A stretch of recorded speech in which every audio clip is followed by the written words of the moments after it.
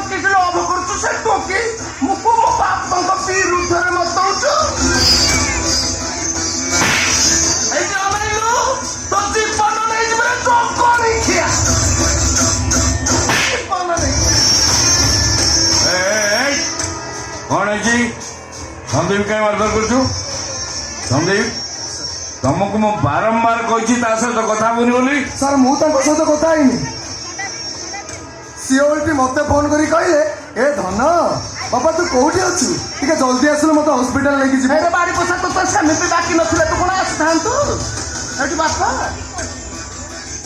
ତମେ ସିନା ମତେ ପୁଅ ବୋଲି ବାଛିରେ ପଚାରିଲ, ତାହେଲେ ଏତେ ସବୁ ଘଟଣା ଘଟିଗଲାଣି ମୁଁ କଣ ଜାଣିନଥାନ୍ତି? ଏଇ ଦେଖ ସେପଟେ କଣ ବାହାରିଛି ଦେଖ। ତୁ ଦେଖିଛୁ କହୁନୁ? ତମେ ପଢୁନ ଜାଣିବ। କାଇଁ ତୁ ପଢୁଛୁ କହିପାରୁନୁ କି? ତମେ ସବୁ ମନ୍ତ୍ରୀ ଏମଏଲଏ କଣ କରୁଛ ବାହାରିଛି ଦେଖ। ଓହୋ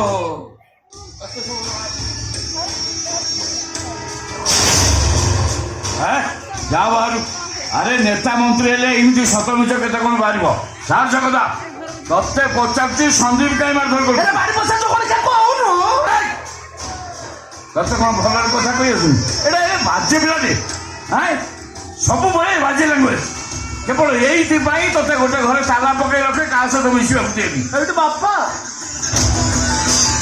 ତମର ଏଇ ଡ୍ରାଇଭର କୋଉ ଗୋଟେ ଟୋକିକୁ ଲଭ କରୁଛି।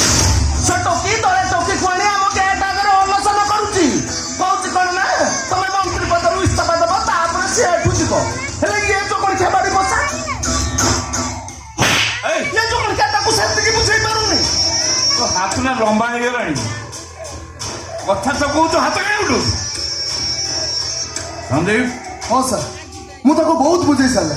ହେଲେ ତାର ଗୋଟା ହେଇଛି ଏମଏଲଏ ଇସ୍ତଫା ଦେବେ ତାଙ୍କ ପୁଅ ଆରେଷ୍ଟ ହବ ତାପରେ ସେ ଉଠିବ। ଏଇରେ ଚୋକଣିଖିଆ ବାଡ଼ି ବସା କାହାର ଏତେ ସାହସ ଅଛି ବା? ମୋ ଭାଇକୁ ପୁଣି ଆରେଷ୍ଟ କରିବ? ସେଇଟା ନେଇଲୁ ତ କଣ କଲି ତାକୁ ଘୋଷାରି ଆଣିବେ ଚୋକଣିଖିଆ। ଏଠି ବାପା ଯାଉଛି ସେ ଟୋକିକୁ ସିଧା ଟେକି ଆଣିବା ପାଇଁ। ତତେ କହିଛି ଘର ଭିତରୁ ବାହାରକୁ ଯିବୁନି। ମତେ କାହିଁକି ବାହାରକୁ ଛାଡ଼ିବ?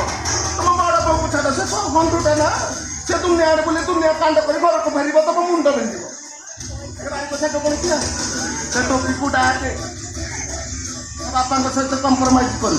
କେତେ ନବ କହୁ ମୁଁ ତ ଟଙ୍କା ଗଣିବା ଲୋକ ବାପା ଖାଲି ଅର୍ଡର ଦେବେ। ମୁଁ ଯାଉଛି ଟିକେ ପାଉଡର ଲଗେଇକି ଆସେ।